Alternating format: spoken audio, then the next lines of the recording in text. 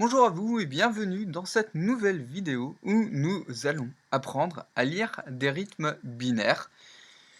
Donc, la lecture rythmique, ce n'est pas forcément ce qu'il y a de plus simple pour tout le monde. En fait, vous allez vous apercevoir qu'il y a un peu deux profils de personnes pour apprendre à lire les rythmes.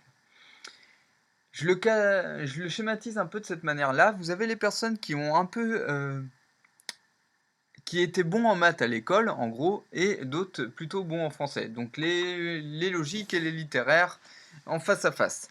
Pour apprendre à lire les rythmes, ceux qui étaient forts en maths, vous allez très bien y arriver. En général, je l'ai constaté avec mes propres élèves quand je donnais des cours de musique. Et voilà, il y avait des enfants parmi mes élèves et ils étaient ceux qui étaient forts en maths, en fait, ils n'avaient pas de problème là-dessus. Après, ça veut pas dire que ça en fait forcément des meilleurs musiciens derrière, parce qu'après il y a toute la question sensibilité. Il faut différentes compétences pour, jouer la musique. Il faut aussi son oreille, il faut la sensibilité comme je l'ai dit, il faut écouter de la musique et cetera et cetera. Donc personne n'est forcément plus avantagé, mais en tout cas sur la question de lire les rythmes, si vous avez un esprit mathématique, ça va être très simple pour vous. Pour ceux où les maths c'est pas trop votre truc, suivez bien quand même cette vidéo puisque je vais vous montrer une technique pour apprendre des rythmes. Donc les rythmes binaires. Alors, en fait, on va distinguer principalement deux catégories de rythmes, les rythmes binaires et les rythmes ternaires. Les rythmes ternaires, je ferai une autre vidéo dessus. Pour les rythmes binaires, pourquoi on parle de rythme binaire? Alors, faut savoir qu'à la base, nous avons donc une pulsation lorsque l'on joue un morceau. Une pulsation qui est faite avec le métronome. Je vais vous faire écouter ça tout de suite. On va juste baisser la vitesse de base du métronome. Voilà, on le met à 60 BPM et c'est parti.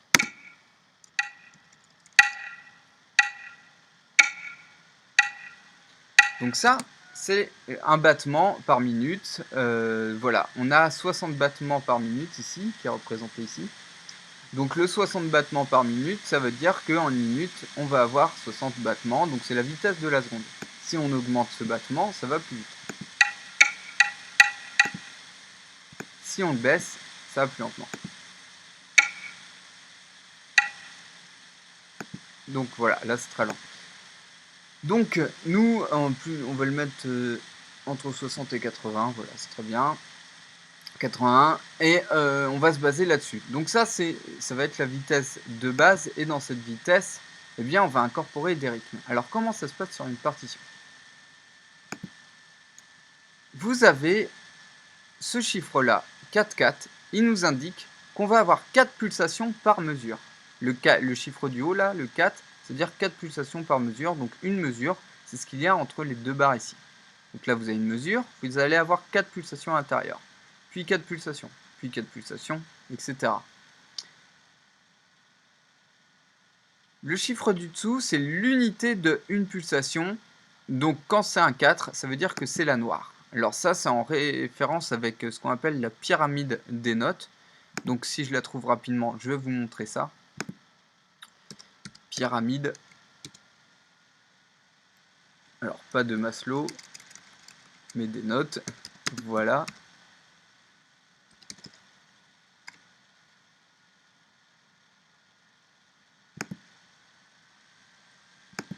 Non, il me la met pas. Et si je fais des rythmes?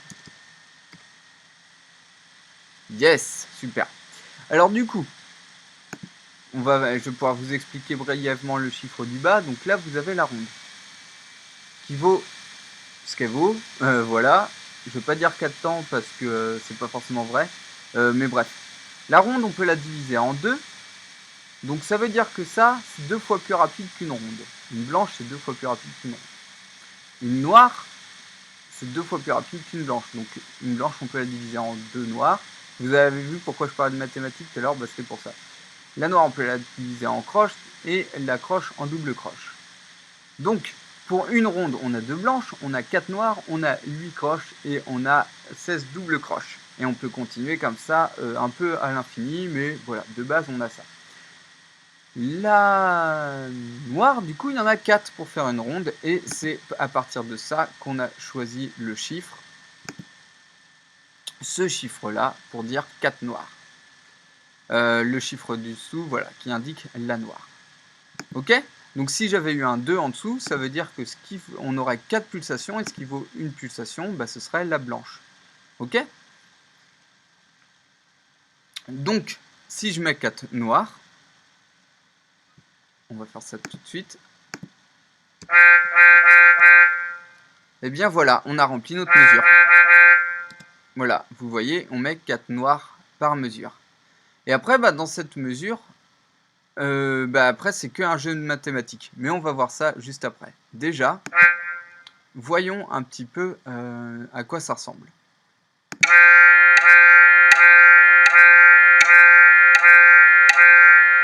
Ok, donc pas très compliqué. En fait, là, on a une note par battement. Donc une note sur le métronome à chaque fois.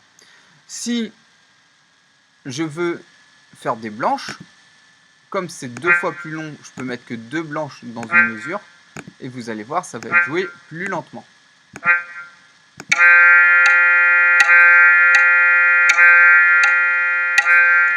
Ok? La ronde, que l'on a vu tout à l'heure, encore plus long.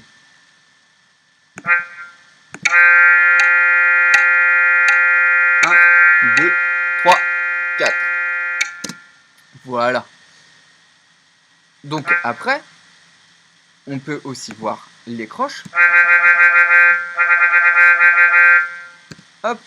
Et ça, la croche, elle est 2 fois plus rapide que la noire. Donc, on va avoir un coup sur le métronome, un coup en l'air. Donc, ben voilà, en l'air, pas sur le clic. Sur le métronome, en l'air. Sur le métronome, en l'air, etc.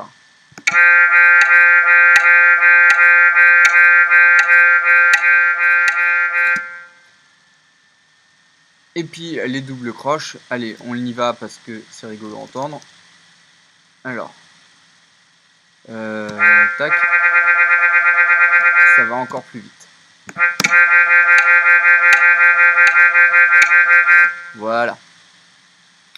Donc, ça, ce sont tous nos rythmes. Donc après, bah, en mélangeant tout ça, on peut varier les rythmes. Donc là, je vais un peu inventer des rythmes un peu compliqués. Ne vous inquiétez pas, c'est juste pour l'écouter. Hop. Voilà, quand on mélange tout ça, bah, on a des rythmes variés.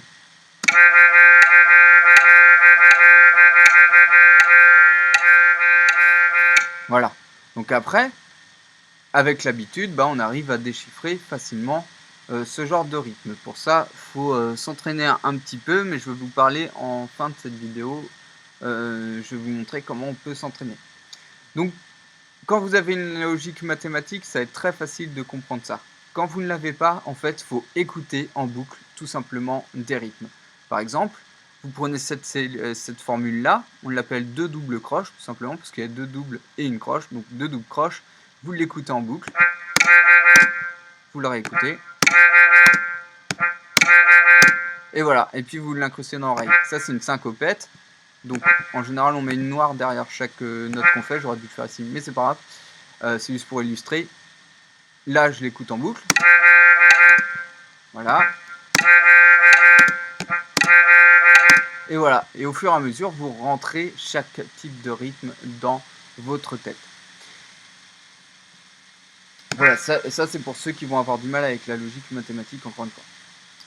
Après, une fois qu'on a parlé des rythmes, il faut parler des silences. Car chaque rythme a son équivalent en silence. Donc, je vous le montre très rapidement. Ce qui va durer 4 temps comme la ronde dans les silences, là c'est la ronde qui dure 4 temps, et bien là c'est facile, c'est la pause qui dure 4 temps. Donc attention, la pause ne s'oppose pas, on la met sous la 4e ligne. Vous allez comprendre après pourquoi je dis ça. Si je transforme ma ronde en blanche, ici, on a une blanche qui dure 2 temps, et son équivalent en silence, et bien qui dure 2 temps aussi, c'est la demi-pause. Donc la demi-pause, qui dure 2 temps, eh bien, elle se pose. La demi-pause se pose, on la met sur la 3e ligne. Voilà, la demi-pause se pose, la pause ne se pose pas. Donc, Voilà, petite formule à connaître par cœur. La noire, elle va durer un temps. Et puis, bah, son équivalent en silence, donc c'est le soupir. Voilà, il ressemble à ça. Donc pour le savoir le reconnaître, le dessiner, si vous avez le dessiné un jour, vous faites un Z et un C en dessous. Vous voyez, c'est Zoro sur son cheval. Donc du coup, voilà, petite formule pour les enfants pour réussir à le dessiner. Zoro sur son cheval et vous dessinez comme ça un soupir. Donc la noire, bah voilà, le soupir dure comme la noire un temps. L'équivalent de la croche, vous avez le demi-soupir qui dure un demi-temps. Et l'équivalent de la double croche, vous avez le quart de soupir, voilà, qui dure un quart de temps. Donc en mélangeant des silences et des notes, eh bien, on va faire un petit extrait de rythme comme ça. Je vais un peu inventer. Là, on va garder ça.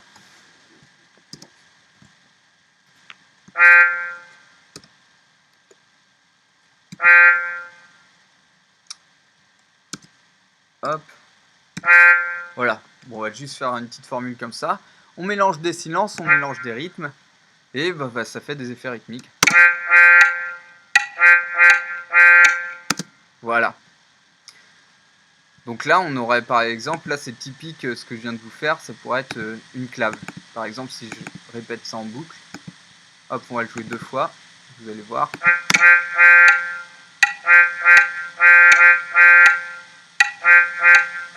Voilà, rien qu'avec les rythmes, on a déjà des trucs sympas à écouter, quoi. Donc voilà, sur les rythmes binaires. Il y a encore quelques petites choses à voir, mais là c'est l'essentiel, cette vidéo c'est une mise en bouche. Si vous voulez en apprendre plus sur la lecture en général, où on va voir plus en profondeur les rythmes, etc. Eh bien je vous ai fait... je vous en dis un peu plus d'abord par email. Donc pour ça, vous cliquez sur le lien qui se trouve dans la description pour que je vous explique tout ça. Et en plus de ça, je vous offre une partition où il y a toutes les notes du trombone avec quelle position on joue, etc. Donc je vous montre ça tout de suite. Voilà, vous allez recevoir ce PDF qui est en train de s'afficher. Donc voilà, en cadeau, je vous offre ça. Il suffit de cliquer sur le lien dans la description et puis vous y aurez directement accès. Merci d'avoir suivi cette vidéo. Je vous dis à bientôt dans une prochaine vidéo. Ciao, ciao.